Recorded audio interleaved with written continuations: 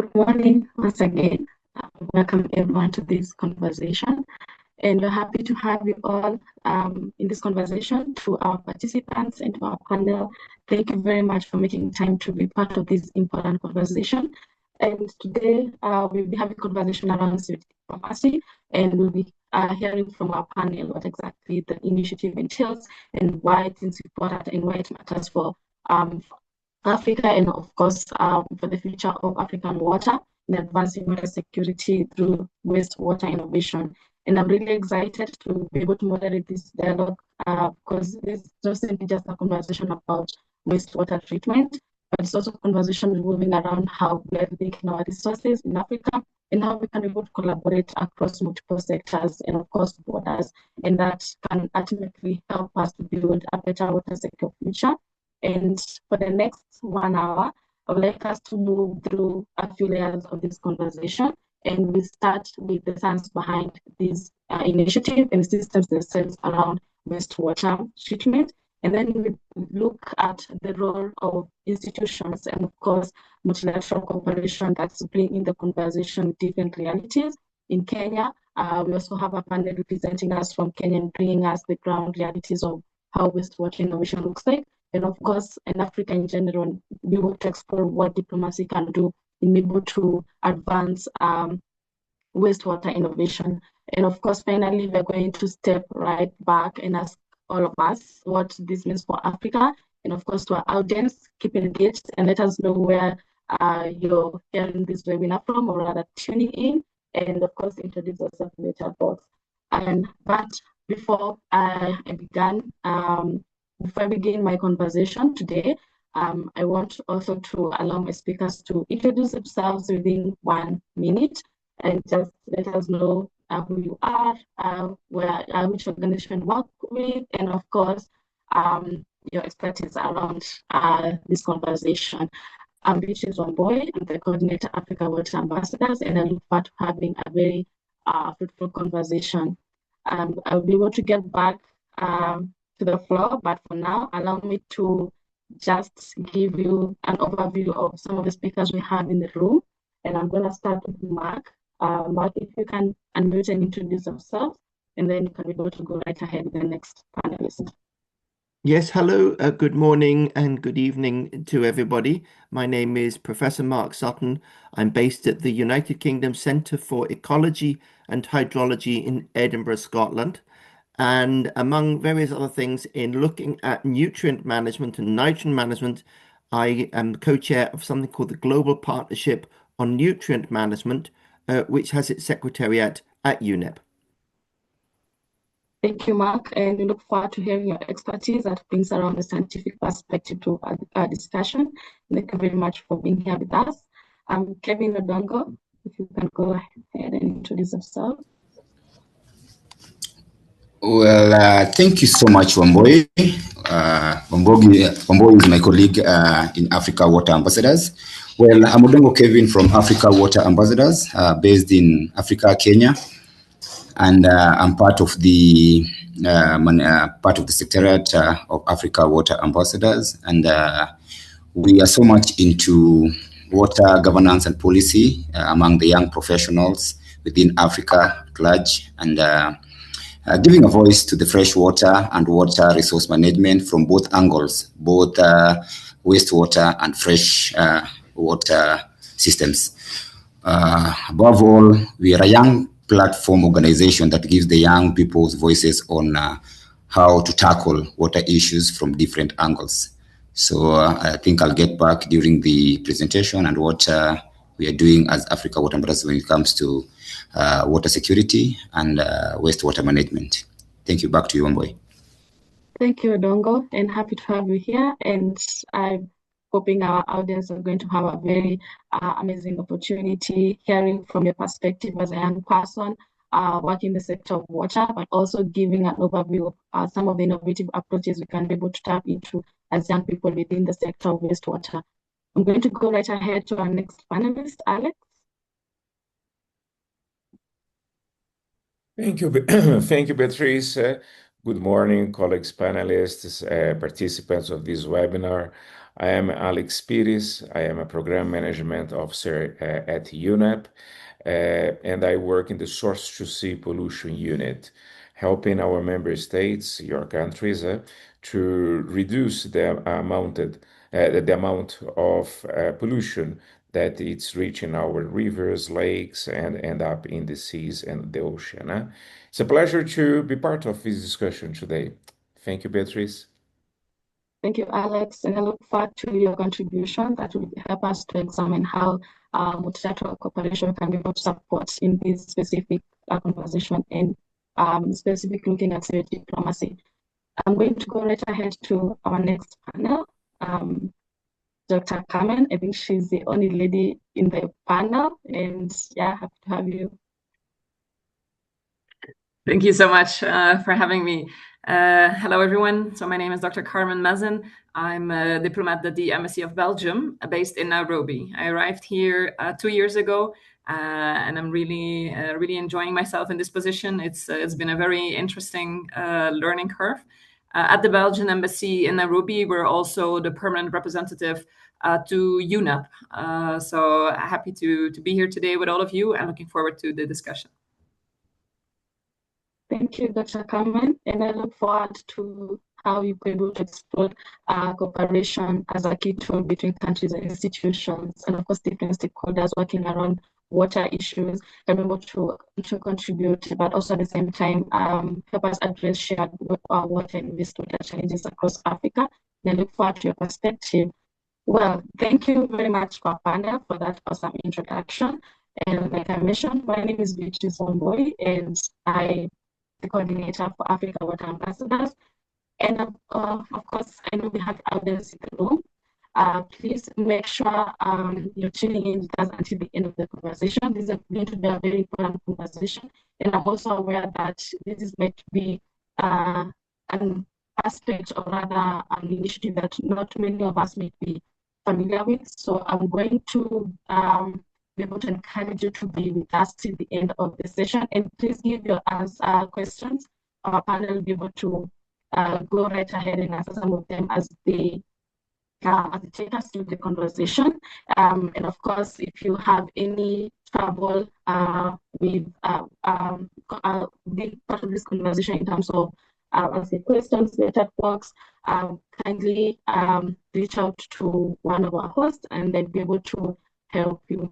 Otherwise, I look forward to this conversation. And while I begin, I want to first of all start with Mark, because I know Mark is, of course, working around the issues of innovation and, of course, the system itself. Like I mentioned, we're going to start this conversation moving around the scientific behind this specific conversation about the initiative. Then can go around the systems and, of course, the implementation of this work.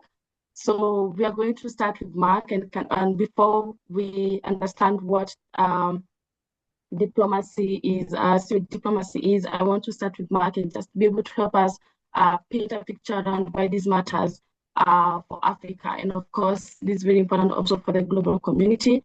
But Mark will be able to help us just to paint a picture of why this conversation matters for our communities. Mark, if you can hear me, you can unmute your mic.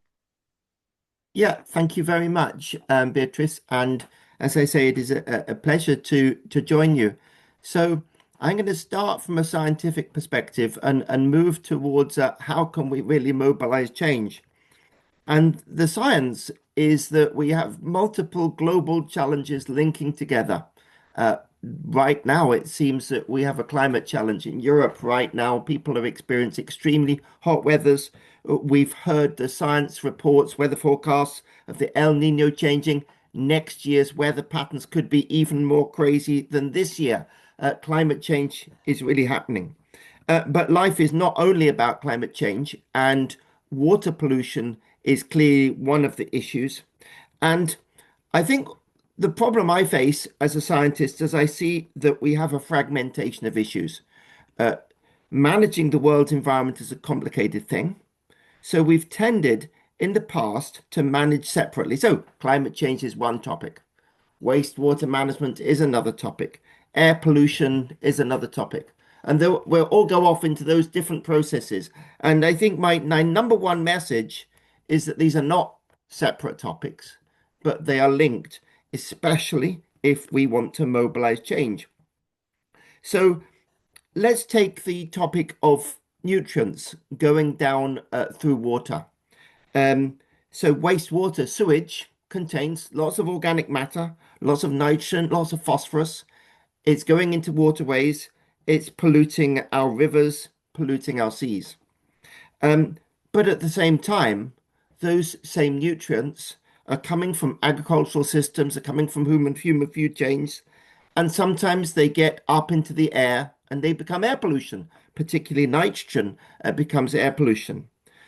If there's too much of that nitrogen in the soil and going into the rivers, into the sea, that nitrogen contributes greenhouse gas called nitrous oxide. So it's contributing to climate change. So we start seeing that everything is interlinked.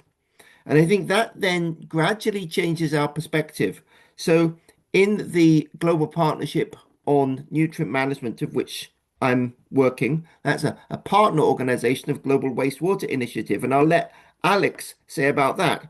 But we particularly deal with the agriculture side of the problem. So you could say, well, agriculture is a different thing. Why worry about that on this call? Here, we're talking about wastewater. Well, my message in this joining up world is that those nutrients are going round in circles. So imagine that a wastewater system is losing nutrients to a river. It's also a waste of fresh water. It's a waste of energy. If instead of just trying to treat that to have clean water, we're also looking at the value recovery. So we would like to recover those nutrients, we'd like to recover the fresh water, and like to recover the energy. And of course, where are we going to send it? Well, we would like to send it back to agriculture. So we get a flow. Obviously, we grow food, we eat it, we excrete, it's going into wastewater. Let's have it coming back into agriculture.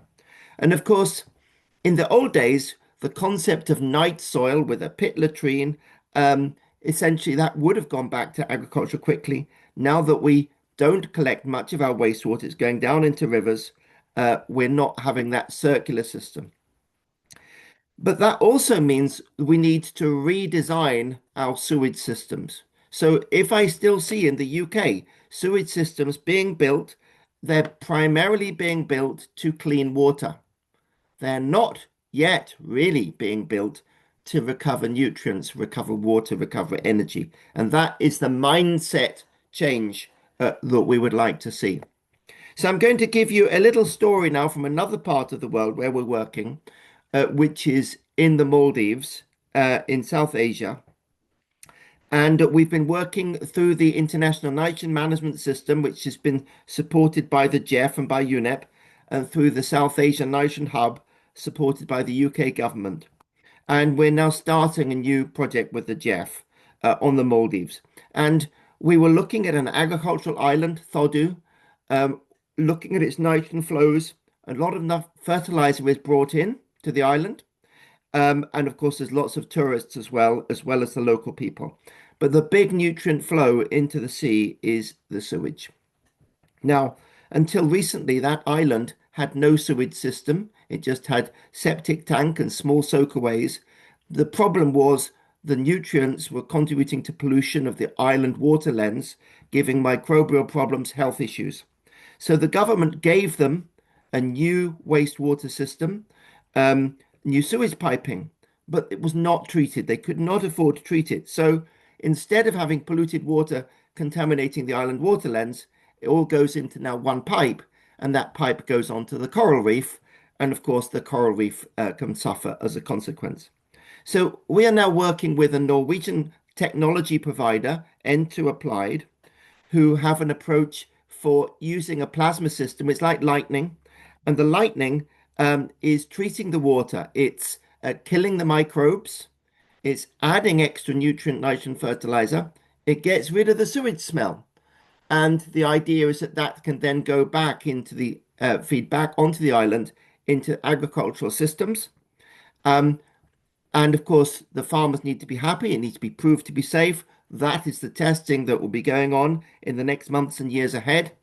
But ultimately, if those nutrients are going back into agriculture, we're saving fresh water on the island, less reverse osmosis is needed, and it's saving the nutrients of fertilizer so that the farmers would not have to buy so much fertilizer in future. So moving towards a circular system. My big issue is that the prices are still too high. See us at the early curve of the solar revolution where everything was too expensive. The more and more people innovate, the more this happens. So I think I've run out of my time almost, and I've hardly even told you about sewage diplomacy, other than to say that we think diplomats can be leaders of this challenge. The Committee of Permanent Representatives, we'd like to see that cascading through all scales, all innovation, with new ideas happening, new change, and ultimately people comparing the best technologies and competing that really makes a change. And the key thing that makes a change is not just cleaning water, but it's recovering the nutrients, the energy, and the water. Thank you.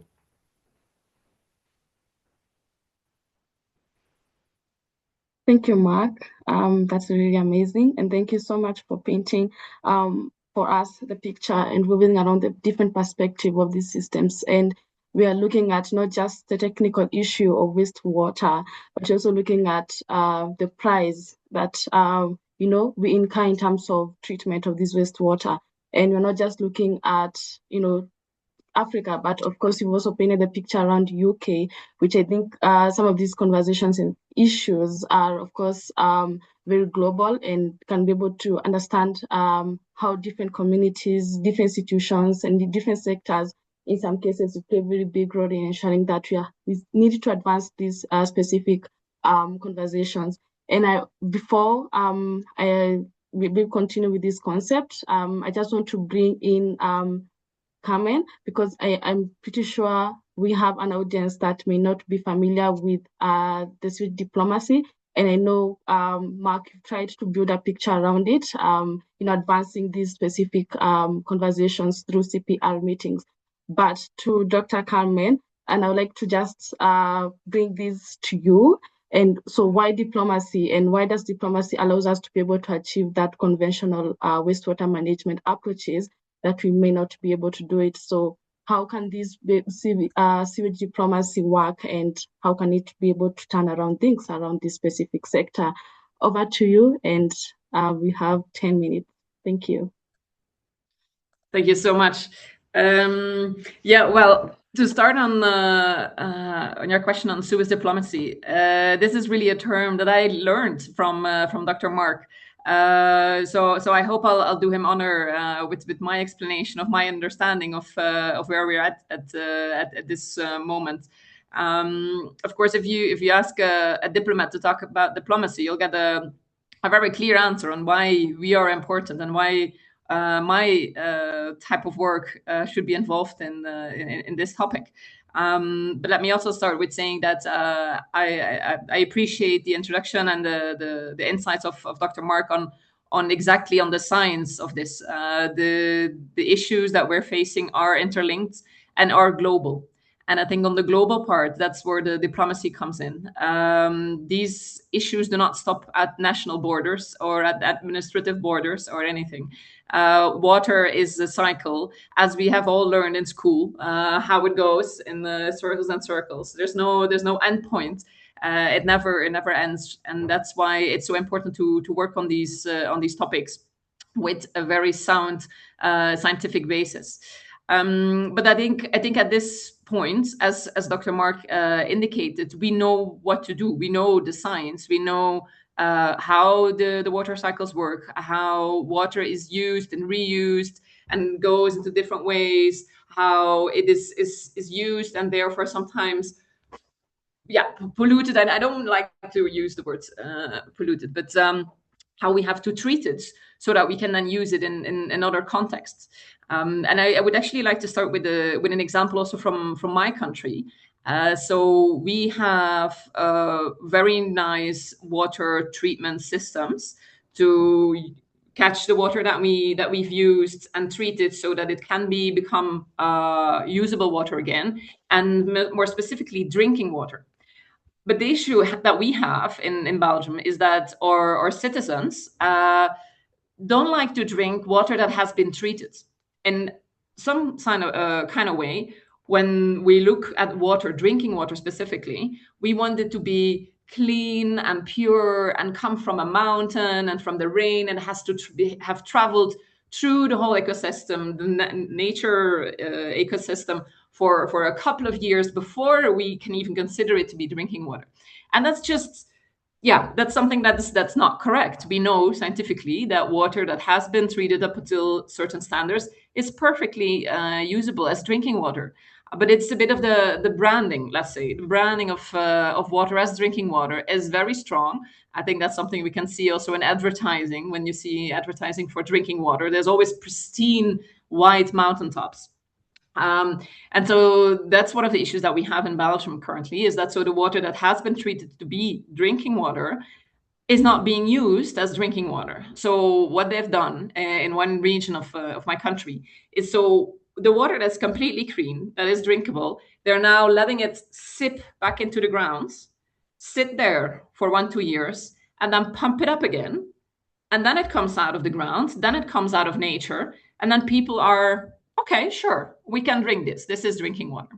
And that's just one of the aspects, I think, that we need to work on all together, is the branding of water. What is water? What is used water? What is treated water? And how far are we with the science and technology and innovations on this, all types of water? And the division between what you use, what type of water you use for which processes, in aggregation, for drinking, in industry, and all of that. So as a diplomat, what we would like to bring to this panel and to the table is, of course, putting people together. It is a global issue that has to be addressed. I mentioned the boundaries, between countries, between systems that are not a limit to the water flows. So that's something that we work on, bilateral and multilateral. So we talk to our neighbors. And we sit together, and not only on the government level, but we include the city level. And the communities who are working with these water systems, who are impacted by the water cycles, bringing people together. I think that's an element that diplomacy can help or can facilitate, putting people together to look at the solutions, look at the issues, on how to work together. And as I also mentioned, on multilateral level, and that's why the embassy that I'm working at here in Nairobi is accredited to the United Nations Environment Programme, with their headquarters in Nairobi, where we also work on these topics together with all our colleagues from all around the world. So UNEP has a global membership. Not everybody is physically present in Nairobi, but it has a universal membership. So that is a very useful platform to talk about this. Again, because it's not one country, it's not two countries, it's the whole world that needs to join together, put ideas on the table and solutions on how to implement this. And a specific project that I'd like to mention that I had the opportunity to visit here in Kenya was a project implemented by UNEP together with UN Habitat under the Blue Economy program. And it was a nature-based water treatment center based in Mombasa.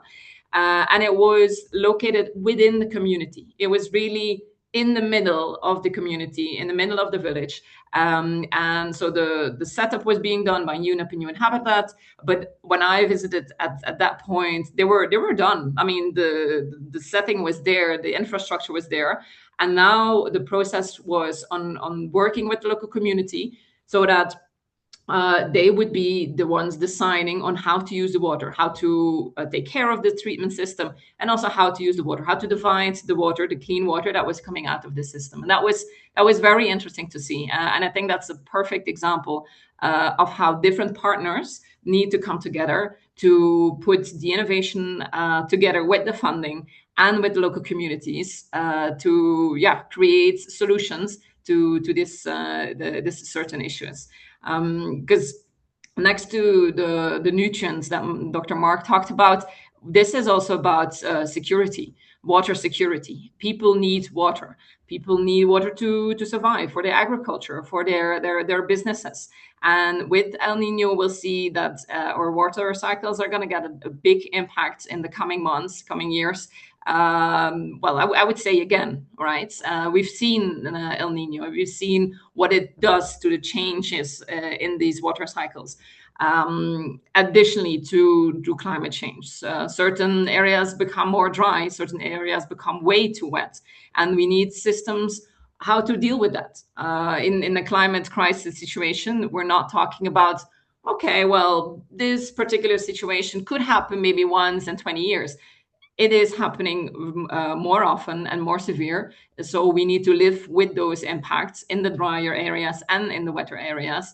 And that's a security issue. So that's also something that my government finds very important to work on globally and definitely across borders. Maybe another element that the diplomacy side could bring to the table is also to help mobilize partnerships, public-private partnerships. Addressing this wastewater challenge requires investment, the technical expertise, the innovation, what we've talked about. And again, bringing these people together, putting them together at the same table to discuss on how to move forward and finding the investments to actually do so is something that our diplomatic networks are a partner in. And I think that's also what we do here at the Belgian Embassy. We have in Nairobi at the embassy, so where I'm currently seated, we have retrofitted our embassy to become a net zero embassy. And one of the elements that we have incorporated now is a nature-based water treatment system. So we collect the water that we have used and we treat it so that it can be reused in our garden and for cleaning and in the working of the embassy. And it's the reason that we've done this is, first of all, because we have the plots of lands, we have the water, we have the infrastructure. We also got the mandate from Brussels to work on this and the funding that comes with it to install all of these installations. But secondly, also to show that it can be done. I mean, as Professor Mark also mentioned, in the beginning, people are looking at each other like, okay, it's a project phase. It's maybe the first time, a pilot phase, but are we certain that it will that it will work? And that's why we did it, to show that it does work. We have it here. People can come visit. We organize tours from time to time to just show what we've been doing. And one of the main groups that we tour, the people that we show here at the embassy, is other diplomats, because we want other embassies to do the same thing.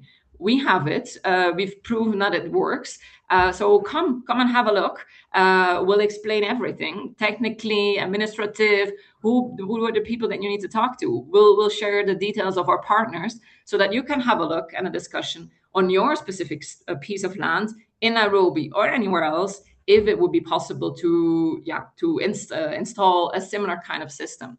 Because my ambassador, when he arrived, the previous ambassador, when he arrived, his first reaction was looking at the building, so the embassy and the residents, was, why are we not even catching the rainwater? The rain, I mean, we have rain in Nairobi, there's rainy seasons, but the rain just floods. So it goes on the roof, it gets under the ground, and it goes into the forest next to us. But why are we not catching it? Because we can use that. That's perfectly fine water to use at the embassy. So yeah, let's say that to conclude, that the different issues that I try to address here today with you are all important to come together to a cohesive and a sustainable solution to these issues. But just to come back to maybe my first point is that we need a shift from viewing wastewater as a problem to seeing it as a resource. It's the branding. It's the branding of water, used water. Because I don't like to use wastewater. We don't waste water. We use it and then we reuse it. So it's a resource. We all need water. Life on Earth depends on water. And I think that's maybe also one of the things that I, as a diplomat, would like to work on together with all the panelists here today and together with the audience, is seeing it as a resource and also treating it as a resource. Because if you know that it's a resource, you'll take care of it. You'll make sure that you have the infrastructure and you have the understanding how important it is. I think especially going forward with the climate crisis, that water is a resource and we need to treat it as such. I think that were my 10 minutes. Thank you, Dr. Carmen. I've really enjoyed your insights. Thank you so much for those key insights from you. And I like the fact that you painted a picture around not just Kenya, but also Belgium, on perspective of communities in Belgium on treated water and water coming from the catchment areas, and the cycle continues. And of course, also painted the picture around the changes of water cycles in different communities and how we need to build the systems that works for everyone. And it's important to also build a picture around the fact that water affects everyone, and of course, in various communities differently in terms of either too little, too much, or being polluted. And I like the fact that you painted the picture around those three specific aspects, which is very important to understand when you look at water, both as, as a disaster, because naturally we have 90% of the global disasters being water. And of course, it's at the same time, it's also an opportunity to be able to tap into water as an opportunity for us to respond to water disasters. But at the same time, I also want to just remind our audience that you mentioned that Belgium is the first net zero carbon diplomatic mission in Kenya. And that's very amazing to learn from what is already working in Kenya as an embassy, as a diplomatic institute. And you're looking forward to seeing even how we can be able to come and learn from that. So thank you for the invite. And you're looking forward to bringing more young people to see what is actually working and talking about what's working in Kenya, specifically in terms of water management.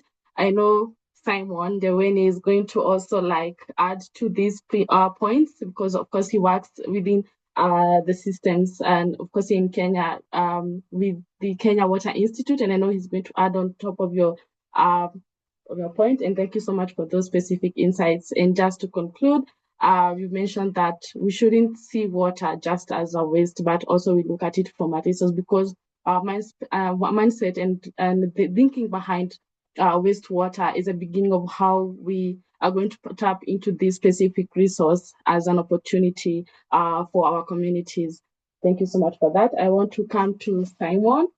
And Simon did introduce himself.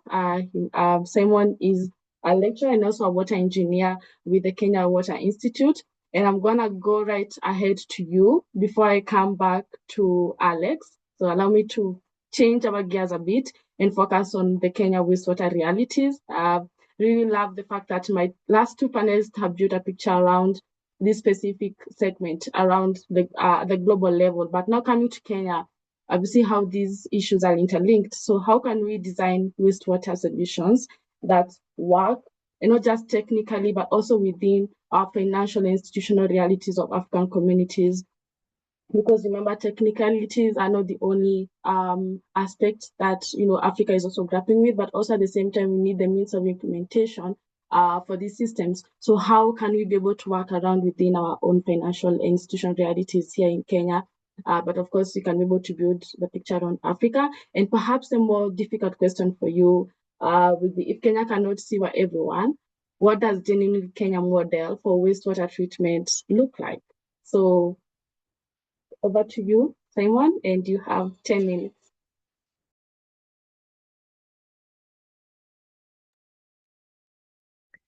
Yeah, so thank you very much, Beatrice, for that.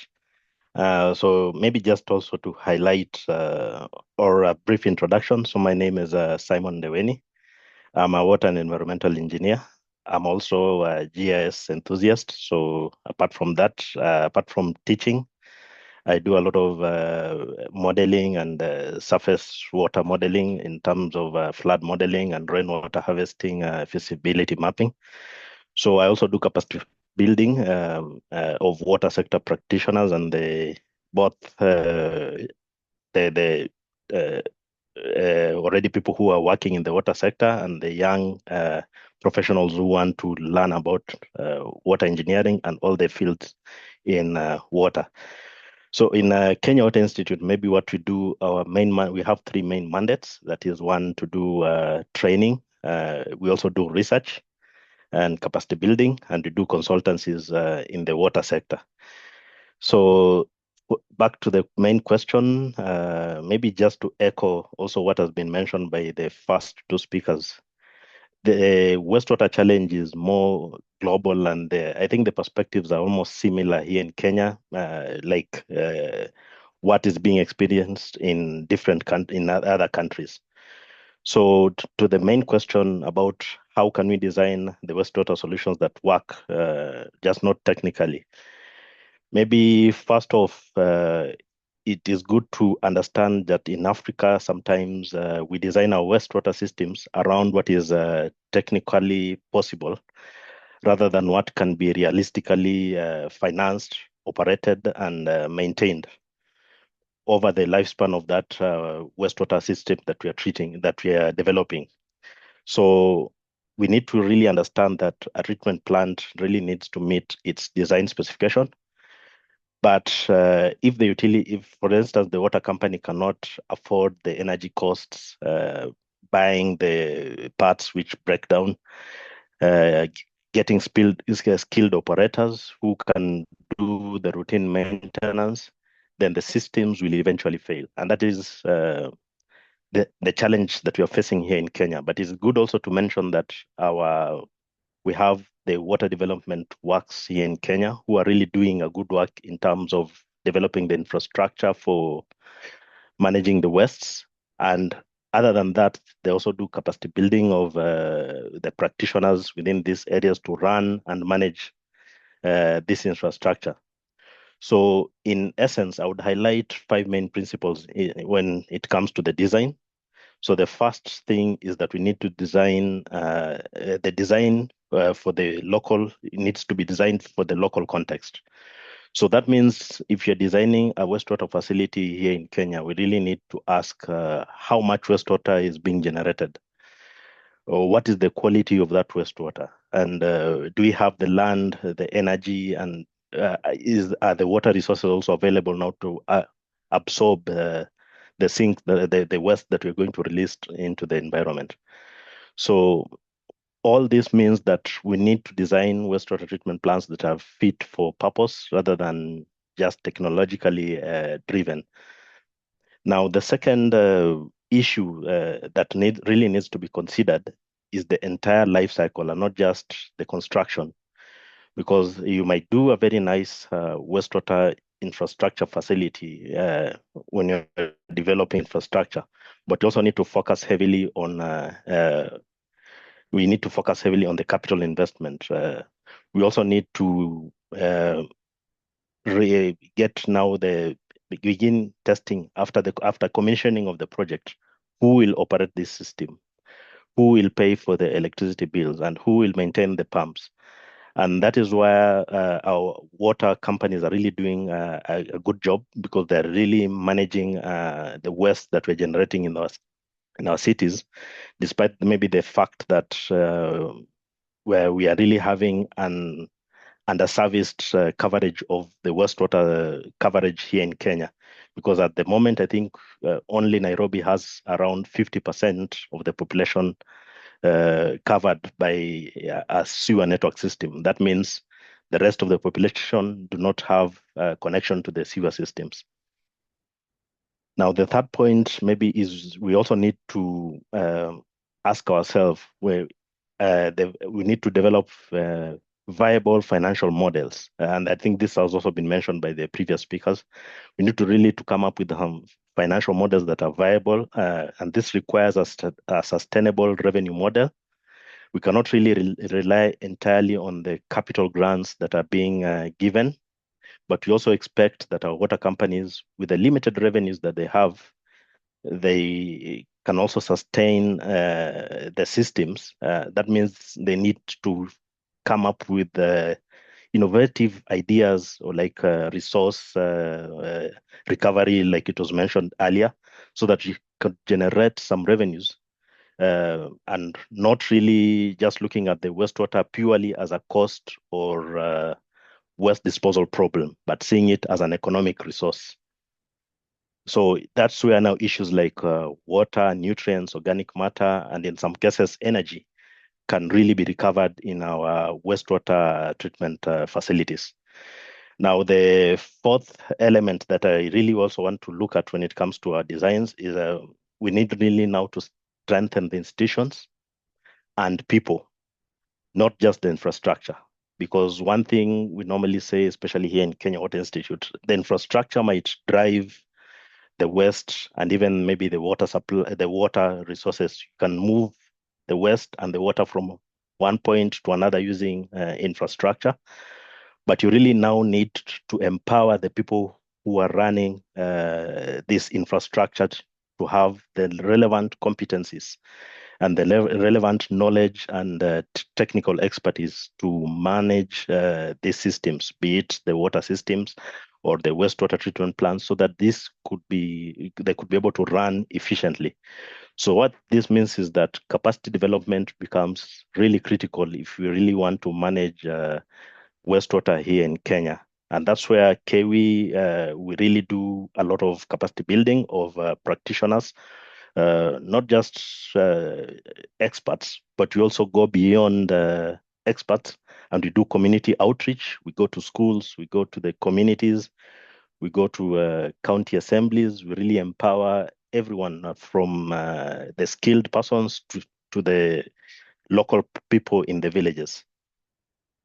Now, the fifth angle that I also want to look at is that we really need to involve the communities and users in the solutions, because a technically sound system can still fail. And that means the community needs really to understand and trust and see the value in this system, so that they can be able to manage these systems. And I think if you just take a walk around most of the cities, you are bound to see a lot of waste being released, wastewater being released into the waterways without any treatment.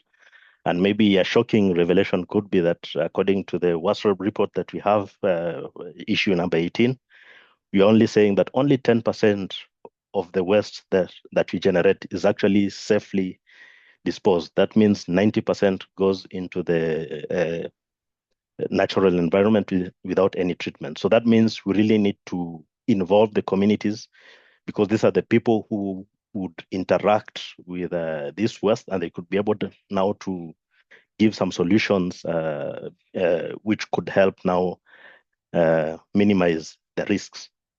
So bringing it back to Africa, to Africa's water security, for me, the opportunity is to move from collecting, treating, and disposing models towards a collect, treat, recover, and reuse model. Because if we could collect, treat, and recover and reuse, then it would mean we have more sustainable infrastructure that can be able to manage this waste. So what this means is that we need to adapt technologies to our local economies, the climate, institutions, the skill sets that we have, and even now the settlement patterns and the social context. Now, on to the second question, which was the more maybe complex one, and perhaps the difficult question. So can Kenya, what does a genuinely, let's say, Kenyan model of wastewater management look like? So first off, maybe we need to understand that our water sector, we are really also suffering from non-revenue water, which is almost standing at 48% currently. That means the water companies are really having a lot of economic losses in terms of what they're reaping from their benefits. So I think in reality, then we need to accept a basic reality that Kenya will not be able to solve its sanitation and wastewater challenges simply by trying to extend conventional sewer networks to everyone. Because if already what we are having is not 100% effective, trying to expand this to everyone, it means we're only replicating or magnifying our problem. So what then this means is that the Kenyan model has to be context-driven sanitation system that combines different technologies. Then the issue of institutions and partnerships, like was mentioned earlier, this is really key. You need to have institutions which are well put out, and a lot of and partnership with both the private and government sectors, and also financial models according to the local conditions. So maybe I'll highlight a few things. Number one is that we need to move from sewage to sanitation systems. And maybe a good example in point is what Kenya Water Institute has been doing for the past 4 years, where we've been doing water efficient toilets, the SATO toilets, if anyone who has ever heard of a SATO toilet. And then we also had another intervention, which we're calling the Green Toilets GTS, Green Toilet Systems, which we've done in 4 pilot counties, Kisumu, Kajiado, Kitui, and Tharaka Nithi counties. And what we did is that we developed these facilities in schools, public schools, because this was one way of sensitizing the public through using the youth or the young children, school-going children. If they could see these technologies, then they could easily now transfer it to the community and tell it to the communities, their parents. And then in this sense, you're actually ties in the community indirectly on some technologies that could be maybe promote in the community. Secondly, is that we really need to design around affordability. A Kenyan model must recognize that ability to pay varies significantly.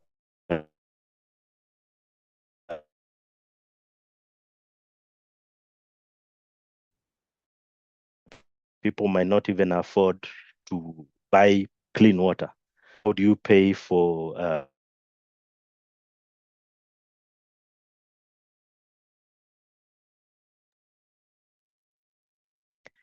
Simon, I think we I think lost you.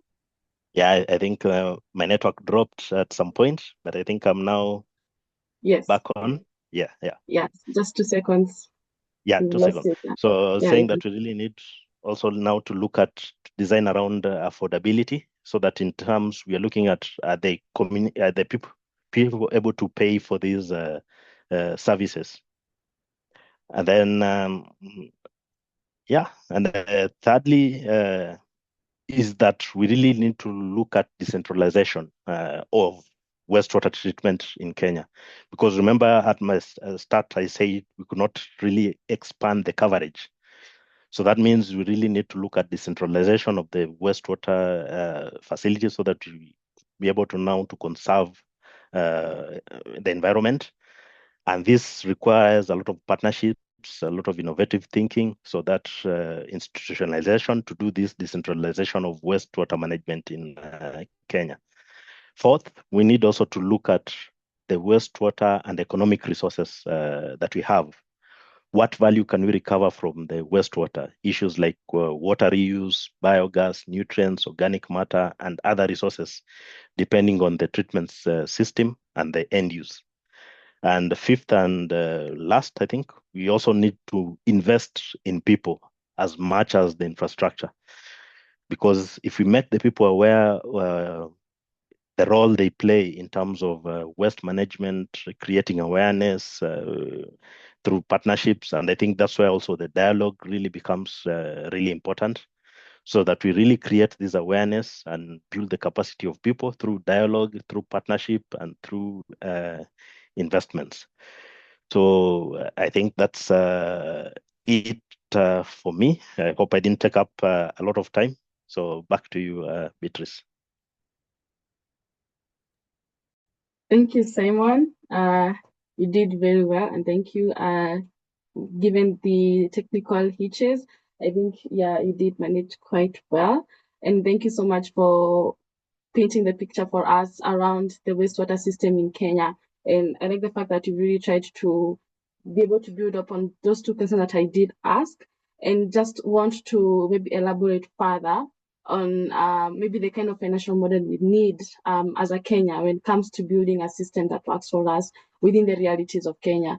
I don't want you to answer the question right now. Maybe after our second after the first round of the panel conversation, can come back right to you, because I think this is very important for us to be understanding beyond just seeing water. Again, you did elaborate further from Carmen that we need to see water as an investment rather than a cost. And so with that, we need to question ourselves, like, what are some of the financial models available for us to implement these solutions that we have on the ground? So just want to also highlight some of the solutions and initiatives that you mentioned. Thank you for also like building that picture for us around what is already happening in Kenya. And you mentioned about the Satchel Toilet by Kewi, which is a system from sewage to sanitation system. And I like the fact that you build to the fact that, Nairobi itself only has a coverage of 50% of the sewer system. And so what about the rest of the population? And this, we need to think about the expansion, right?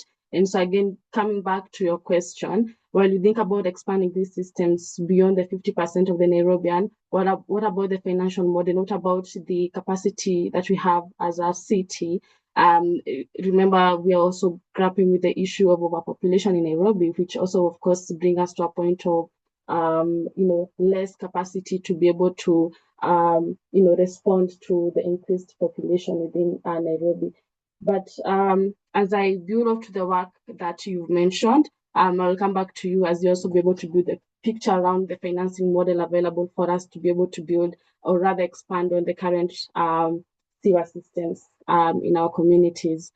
Now, I want to change gears a bit and just come to you, Kevin Odongo. And I know you're going to paint a picture around the perspective from young people and what are some of the opportunities we can be able to get from this specific initiative, the Wastewater Diplomacy Initiative. And just to mention that Odongo is an advocate of sewage diplomacy and will be able to give us his insights and perspective around this. Kevin, what would be genuinely a circular approach to water security look like in African context? And if you could also try to think that in Kenyan context, and what needs to change when it talks about the policy that we have currently in Kenya and the financing to how communities and institutions value water. Of course, we get more on the financing perspective from Simon, but if you could be able to also build a picture around that, would be very great. And before Kevin comes in, I just want to remind our audience that we do have a Q&A section. So if you have any questions that can be able to be directed to any particular panel or any panel, all of them, please kindly share with us and we'll be able to go through your questions right after the panel discussion. And of course, please let us know. I think we would like to know whether where specifically that question is being directed to any specific panel here. So yeah, and I hope you're all having a very amazing session, and we'll come back to our audience later on.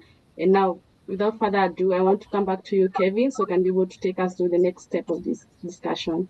Thank you. Well, thank you so much, Wamboi, and for all our listeners and all the speakers. Well, as I introduced myself earlier, I'm Odongo Kevin from Africa Water Ambassadors. Africa Water Ambassadors is a youth-led and a professional network active in water governance and climate advocacy across Africa, and we are based in Kenya. We focus more on science of water to promote data-driven decision-making. And we focus more on water quality and monitoring, where we train young and communities. We train young communities in science basics of testing water purity. Another thing that we are doing as Africa Water Ambassadors is we concentrate so much into hydrology and climate resilience, whereby we educate advocates on hydrological cycle and how climate change impacts water availability. Another thing that Africa Water Ambassadors we do is data-driven governance. We all know that bridging the gap between academic researchers and grassroots community is key, especially to manage the local basin effectively. As Africa Ambassadors, we have an aspect of working with the basins, because in our regions, we have like 6 basins that are based in Kenya. And we know that even some other countries within Africa has those basins. And that's where our strength. And lastly, we bridge science and policies. We know very well that equipping an African profession, especially a water professional young person, we use these empirical evidences when it comes to national and water compact. As Africa Water Ambassadors, we are so passionate because the people who are part of the system or part of the movement are young people who are well driven and are very passionate about water. Back to today's discussion, and today's discussion is going to be more, from my side, is going to be of so many questions, because so many young people want to understand what is this sewage diplomacy and how does it advance water security through wastewater management. We know very well that wastewater, Africa generates a lot of wastewater because we use a lot of water. First and foremost, I would like to begin with a simple statement. We are increasingly concerned about the water scarcity and water security, yet we continue to waste a lot and poorly manage one of the largest water resources that we have, which is wastewater.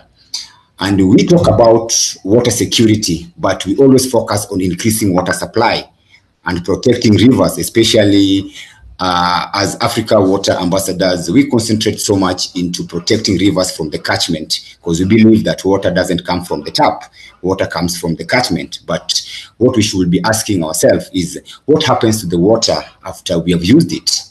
We know very well that each and every day we use a lot of water that comes from our households. Some comes from so many angles, but the question remains, what are we using towards it?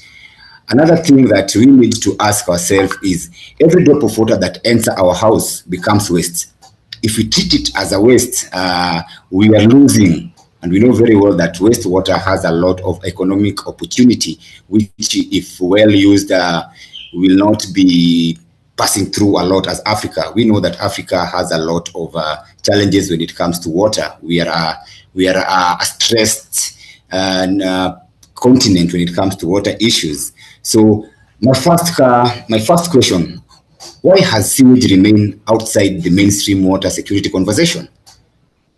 Because any moment we talk about wastewater, so many questions arise. But the responsibility has been placed within sanitation department, which shouldn't be. This one should be a shared responsibility. How do we dispose of the water we have already used? There is no real water security without talking about wastewater security. Because if you are the very moment you want to talk about water security, wastewater has to come number one, because that's the number one that we are generating as a continent. And we know very well that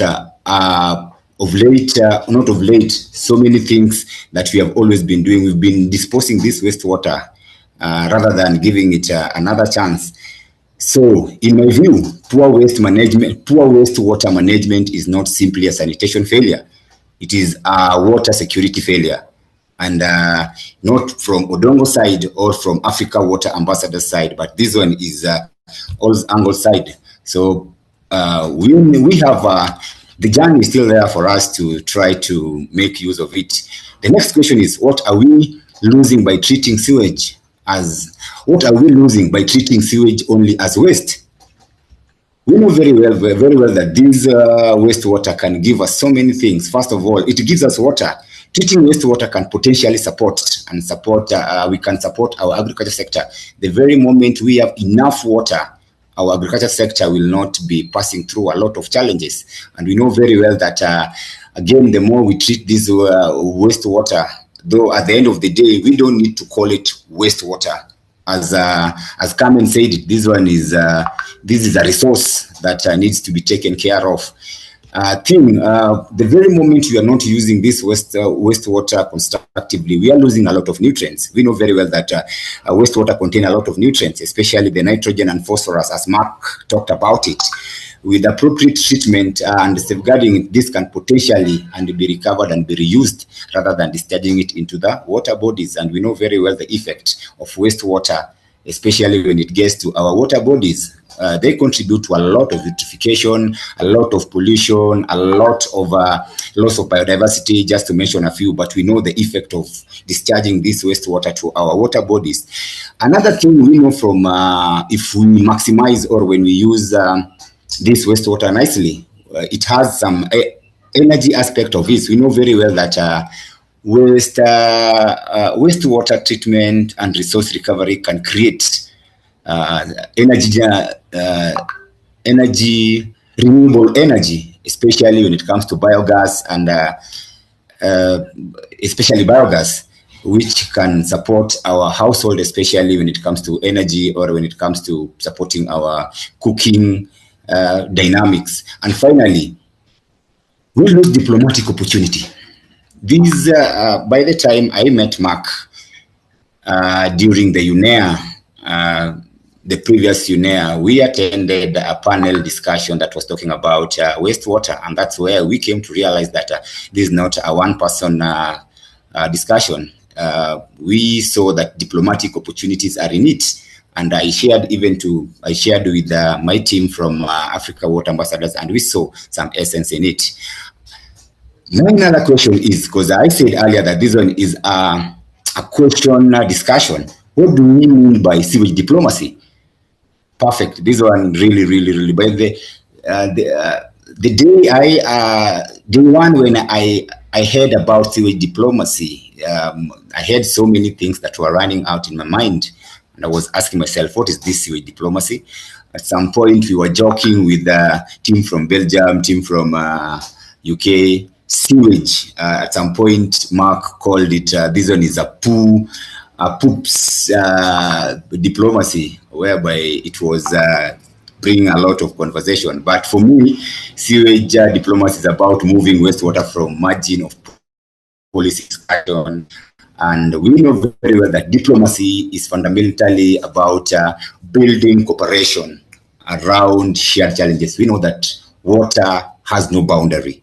The very moment we discharge wastewater to any water bodies, it's going to affect other countries, it's going to affect even other cities, which as an organization, we need to give it a shot. And wastewater is a shared challenge.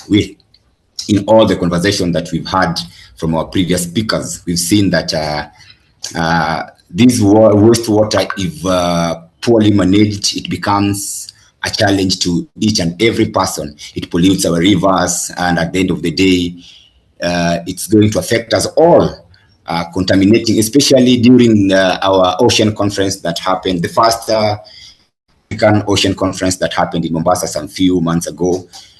We saw how the coastal region, we did fact-finding in some of the major hotels, whereby we visited Serena, we visited Pride Inn and Intercontinental, and we came to realize that there's a lot of wastewater generation from these hotels, which really, we talked with the engineers. They told us how they are managing their wastewater, and we saw an opportunity that this one is an opportunity that needs to be tapped, especially when it comes to wastewater management and nutrient management. Therefore, wastewater can become a platform for cooperation, especially when we're talking about sewage diplomacy between the governments. We can bring the academia, the development partner, because as we said it, the sewage diplomacy is all about the cooperation, working together, coming up with the policy that protects each and every angle.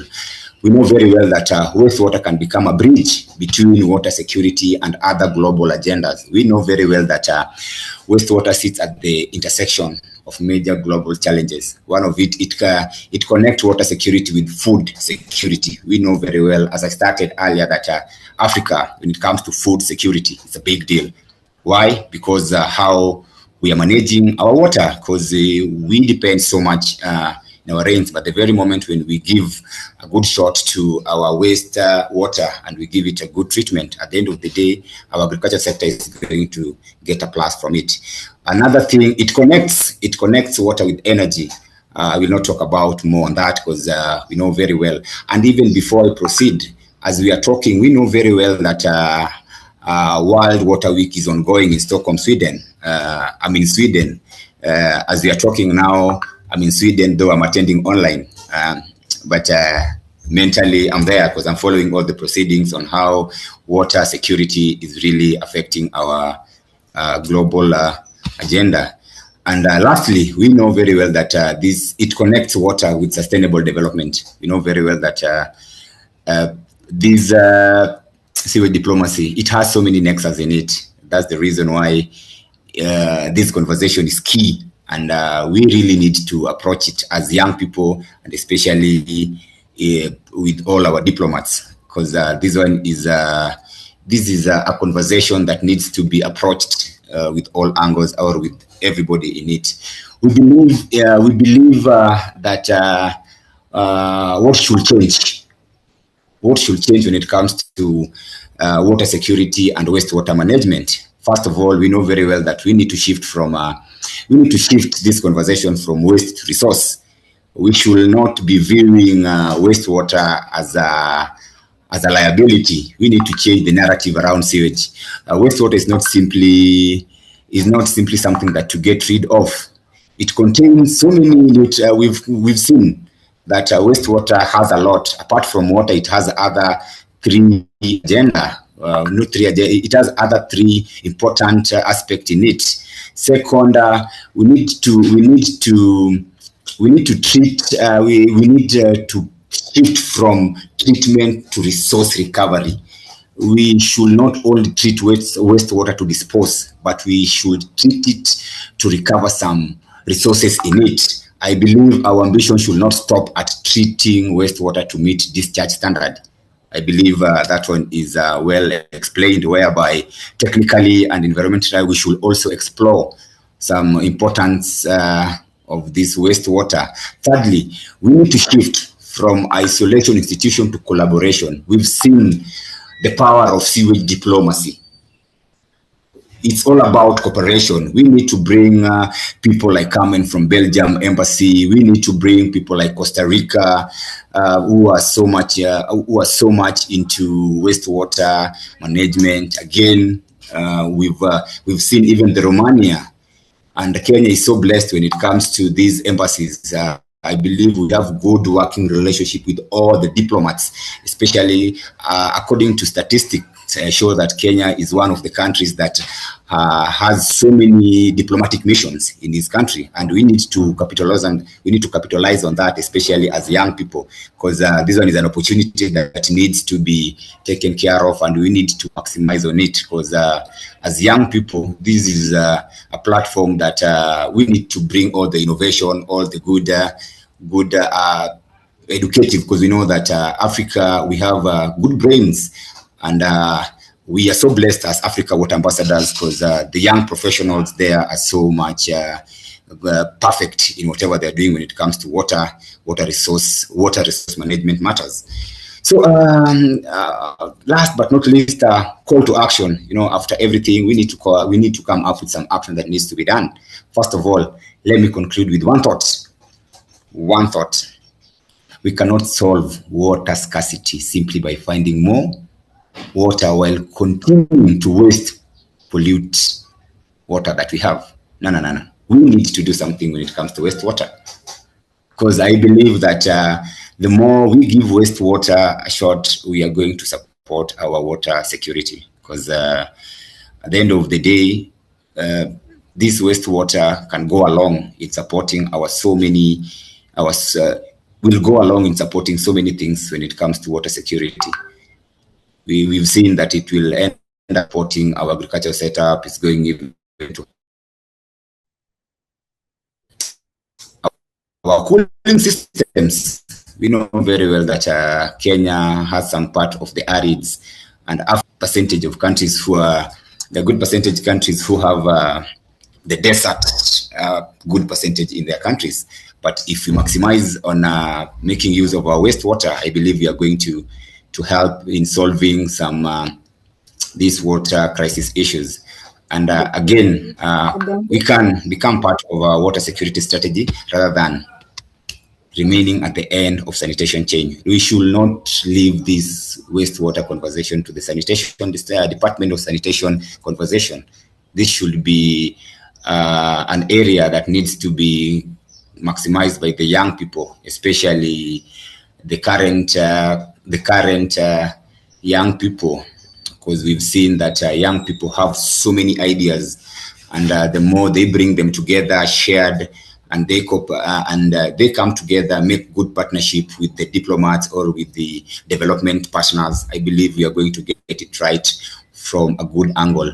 Last but not least, and can diplomats begin to see sewage not simply as a sanitation problem? This one I want to put it to our diplomats, whereby we have one of them coming. I believe this is a question that you need to spread to other diplomats, that we should see sewage not simply as a sanitation problem, but as an opportunity for water cooperation.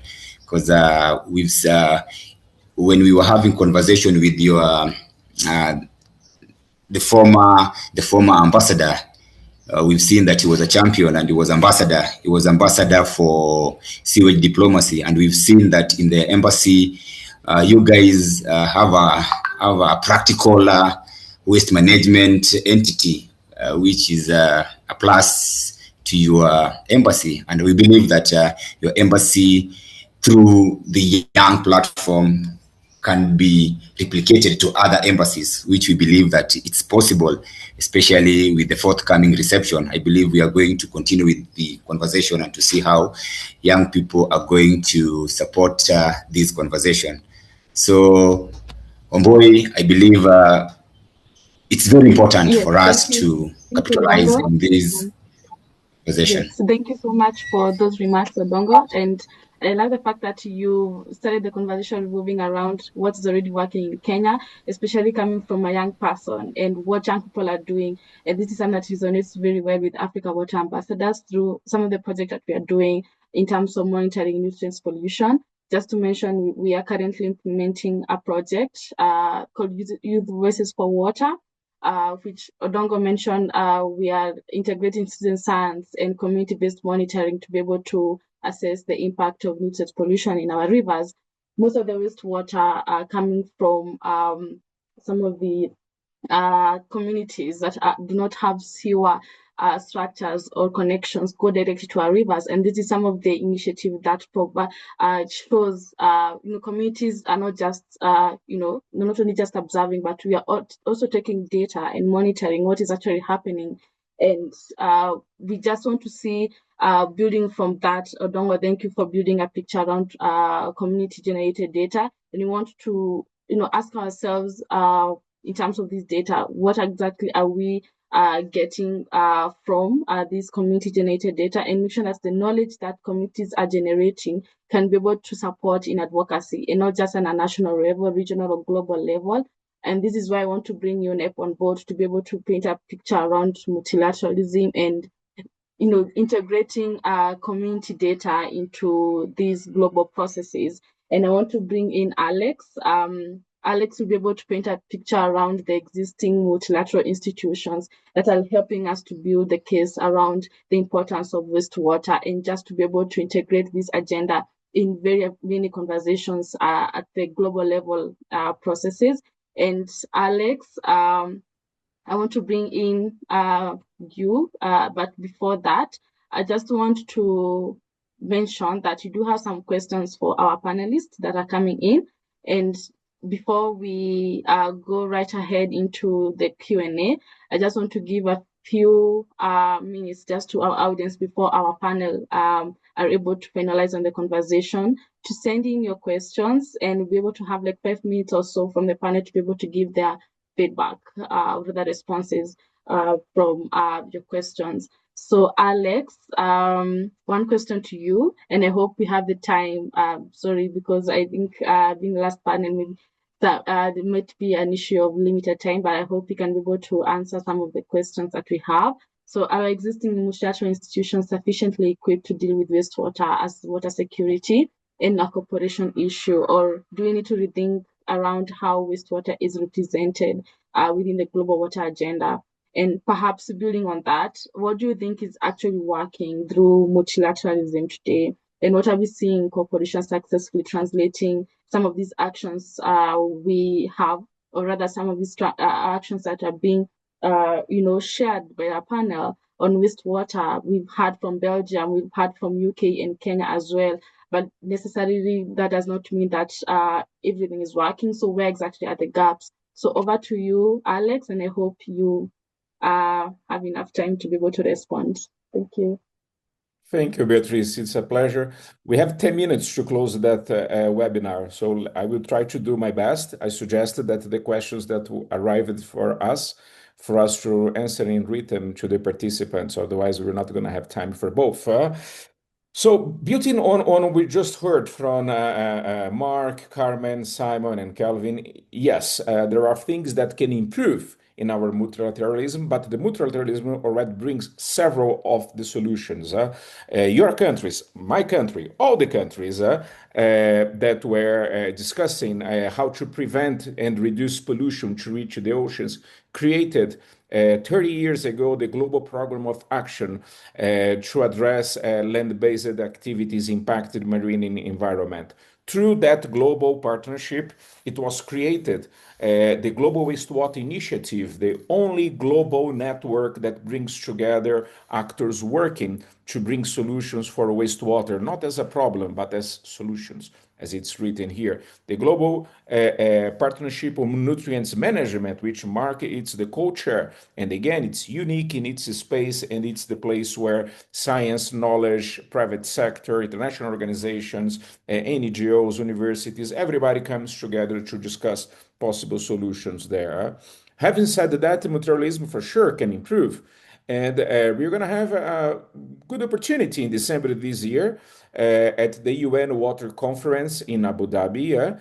And we could use that space there. I mean, your countries, my country, our organizations can use that space to move wastewater from something peripheral on the water agenda to something more central, bringing its relation with climate resilience, pollution prevention, and circular approach.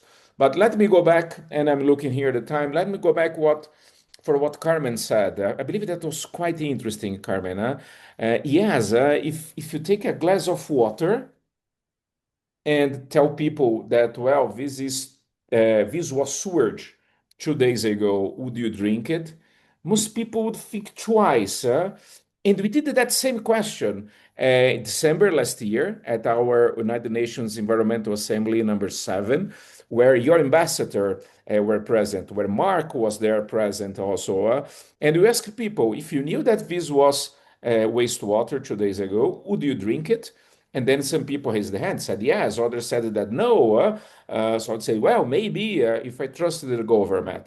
So this is a factor that we have to address for sure.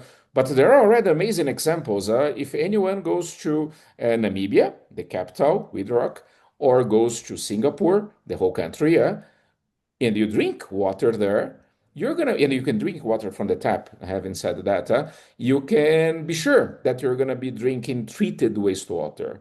And Namibia does that since the 1968, and Singapore does that and brand it as new water. So they use a communication strategy to tell people that in spite of that water being used in the past, this is new water, and that's the name that they use. But this is just a little part of the issue.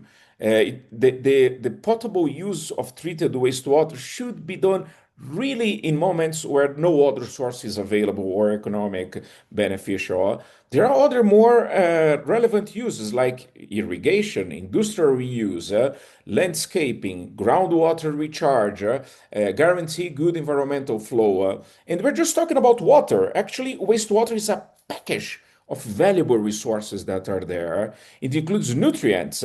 We can offset 13% of the global agriculture nutrient demand, recovering nutrients from the wastewater. Wastewater has huge amount of energy enough to power 500 million people globally, and it can be recovered as biogas, combined heated and power, biocharcoal, briquettes of energy, like what Sanivation does here in Navasha. They take fecal sludge, converted in energy bricks with a very safe process, and then Unilever and other business buy that energy brick to dry tea because it's much more stable, much more controllable, and much more sustainable than other sources. But we can also use as data. We are in the data time, and the wastewater can be used for early warning on future pandemics. We can understand how pollutants, how antimicrobial resistance it's happening and moving around, and that can help us to plan intelligent systems. I also have to say two things before I give back to you. The Belgian embassy, it's in the far front of what sewage diplomacy is aiming to achieve. Because of what Belgium has done in its embassy here in Nairobi, other members of the diplomatic community can see. But Belgium goes beyond that. The Belgian embassy will host about 15 days from now, in 9th of September, the event on sewer diplomacy, where that's going to be the launch of the Violin Wastewater and Nutrients Technical Assessment. So it's the newest assessment of UNEP done together with the Global Partnership on Nutrients Management and the Global Wastewater Initiative that shows some staggering numbers.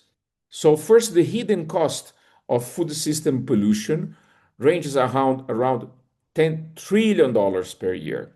Fecal contamination related public losses add up to $5 trillion per year.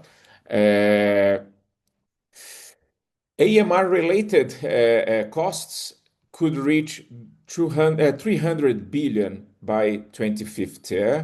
So it brings us a whole bunch of numbers. For example, the energy in wastewater, it's equivalent to $350 billion per year. So bring good numbers, good values around that to help to build that rationality. And I just would like to end saying that the Regional Seas program, it's also another multilateral mechanism that it's in place, and it's helping countries to reduce the amount of pollutants that are reaching our oceans. Here in Africa, we have in the east the Nairobi Convention that covers all that Indian part. In the west, we have the Abidjan Convention that covers all that west part. And in the north, we have the Barcelona Convention. So those regional seas, all the three of them, they have land-based source of pollution protocols that it's another powerful multilateral instrument for that. And with that, I have used 8 minutes of my time. I give back to you, Beatrice. I will have to leave the meeting in a few minutes after it ends. I'm not sure if you're planning to end on time or you're planning to continue, but I'm sorry that I'm not going to be able to continue if you're willing to do so. Thank you, Alex, and for being on time. And sorry for such a limited time on your response, but thank you so much for your awesome insight. I just want to highlight and rather just mention what you said and more emphasis on the issue of seeing water as an investment, because I think that is a cross-cutting theme that we are getting across all the panelists, that we need to see wastewater as an investment rather than a cost. And this is where the thinking about waste as a resource comes from. And you mentioned about groundwater recharge, you mentioned about using data as an early warning system. And it's very important that we are kind of like looking at some of these approaches when thinking about opportunities that comes with wastewater resources. And of course, we're looking forward to the launch of the initiative on 9th September and see how also like young people can be able to tap into this initiative to support the advancement of this specific work. And thank you so much for those insights. Alex, without further ado, I want to bring in some of the questions that have been asked, and maybe Simon, with 1 minute, by Alex, within 1 minute, maybe Simon could be able to share with us some of the financial model that could work for localized wastewater systems in Kenya.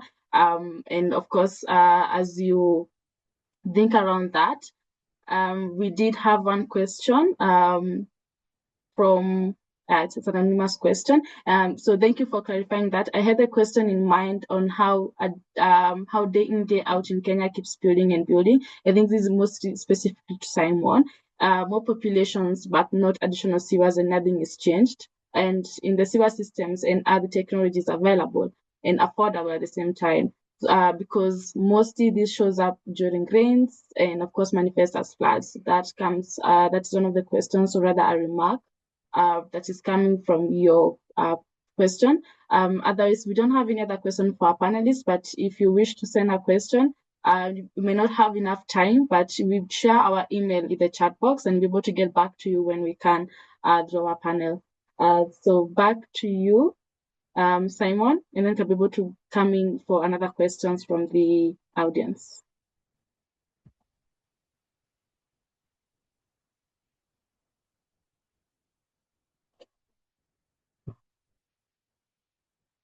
Yeah. So thank you for that question. I think it was the question on the population is increasing, but the expansion is not, the infrastructure is not expanding. And I think this is a very genuine concern. And even just look at the runoff that is generated during the rains. People also love it when it rains because you're not connected to a sewer system and you've accumulated a lot of waste over maybe a certain number of weeks or months. Then when it rains, this gives you an opportunity as a building owner with a certain number of rentals to release the waste into the environment. So this is really a very big concern in Kenya, but we also need to appreciate that a lot is being done to help manage this, because actually it is good to realize that if we are to expand the wastewater service beyond the current levels, then the conversation can not only be about the infrastructural expansion. It has to be about who is going to pay for this infrastructure, who is going to collect the revenues generated out of this management of the waste, and who carries the risks and how the investment is actually recovered.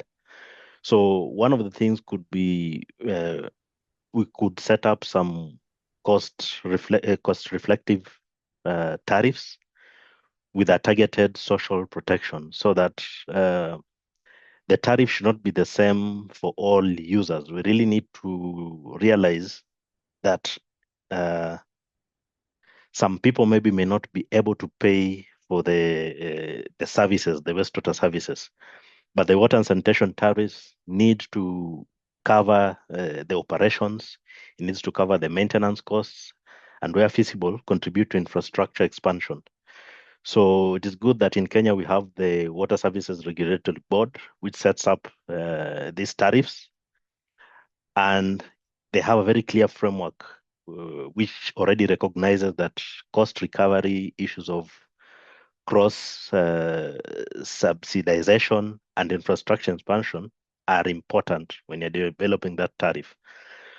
So what now needs to be included is that we should have some targeted subsidies to protect low-income households, people in the slums, people in the rural areas, because they're not able to pay for these services if we use the premium tariffs. But now if you could have some subsidies for them, to protect the low-income households while ensuring that those who can pay contribute appropriately.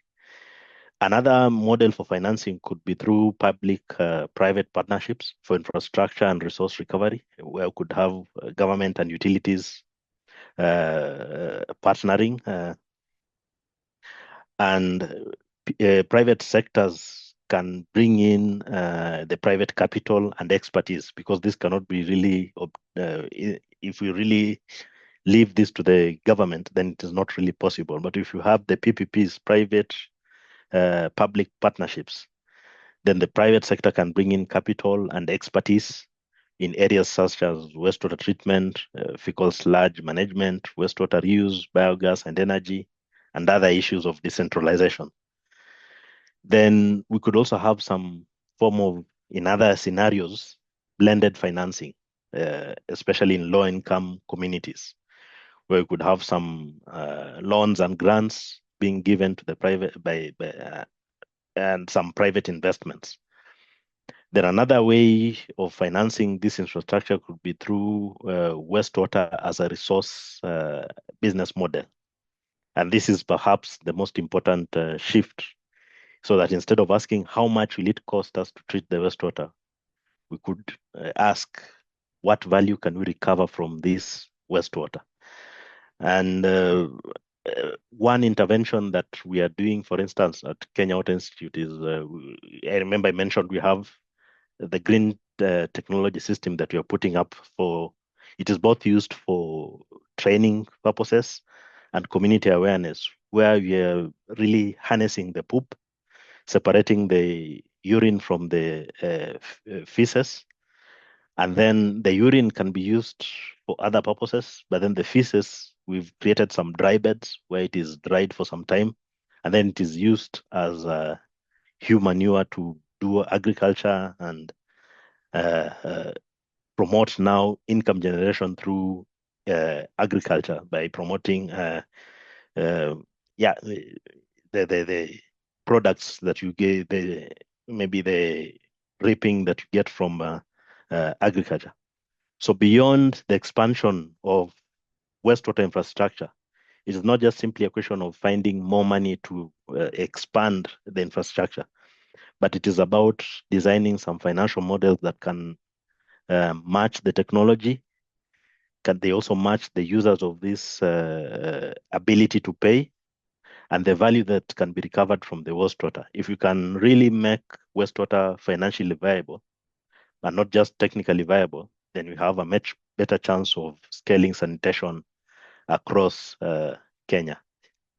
I hope I've tried to address the issues as much as possible, but if not, then we could always share some more insights on email. Thank you. Thank you, Simon. I believe you really tackled the query very well. And I like the fact that you mentioned about not just about building a finance model for this specific system, but it's also how it can be able to work for the community's realities on the ground. So is it viable economically and socially? And I believe that's the very most important aspect, understanding what is working, what should work for the communities, and also, of course, the aspect of giving them incentives for these specific systems. And thank you also for highlighting some of the initiative that is working through the Kenya Water Institute, and we look forward to learning more from the Institute and the work you're doing. We did have a question on how we can improve the sanitation at rural areas, but I believe you've tackled the question. However, if you believe to our audience, if you believe you'd like to listen more on Simon in terms of how we can be able to improve the sanitation at rural areas, we'll be able to share some of the contacts and can be able to email them and be able to share more on the work that they do. We are sorry because the time is limited and we cannot be able to continue with our webinar, but we hope you have an amazing conversation and just learning from this specific initiative, the Sewage Diplomacy, and we look forward to seeing how this can be able to be implemented on the ground and not just looking at it from a policy process. We do have a membership application form for the Global Wastewater Initiative. And I hope maybe with the permission of UNEP, we can be able to share this with our audience and participants once the webinar is done. We've also recorded the webinar, so if you wish to come back and just listen to the conversation once again in your free time, we've shared these with the permission, of course, through your emails, and of course, just be able to get a gist of what Wastewater Diplomacy Initiative is and some of the initiatives and perspective we've listened that are interlinkages within different communities, not just from Africa, we've listened from Europe, and we're looking forward to learning more from them. At the same time, if you wish to also visit the Embassy of Belgium to learn more about the net zero strategy, again, we did mention that it's the first embassy to be able to implement this here in Kenya, and we're hoping we can also be able to get our audience and participants an opportunity to be able to come and see during the next tour. So as part of our post-webinar information sharing, we're going to share this, and of course with many other information that will be relevant to all of you. Thank you so much, and I hope you've had an amazing day, an amazing webinar, and we look forward to having this conversation more. Once the initiative has been launched, we're going to see how we can be able to collaborate further, even with more communities on the ground on how we can be able to implement these initiatives broadly. Otherwise, I've had an amazing opportunity to facilitate my awesome panelists, and thank you, UNEP, for hosting these in collaboration with Africa Water Ambassadors. I look forward to more future opportunities. I was a facilitator and moderator, Beatrice Wamboy, and I hope you've had an amazing time with our conversation. See you next time, and see you through our information sharing. Bye. Thank you. Thank you. Thank you.